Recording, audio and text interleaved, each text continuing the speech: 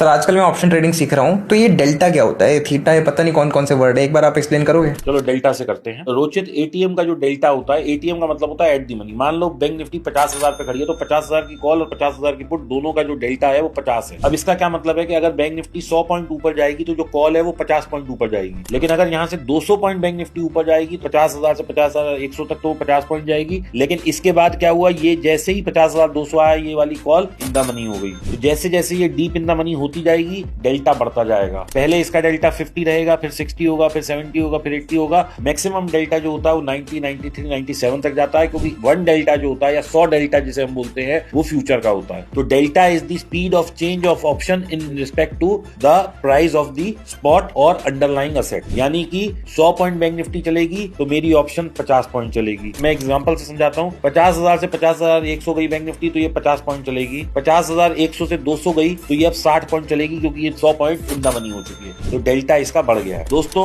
Delta एक ऐसी चीज है जो कि दिखाती है speed of the change of option pricing in respect to the underline.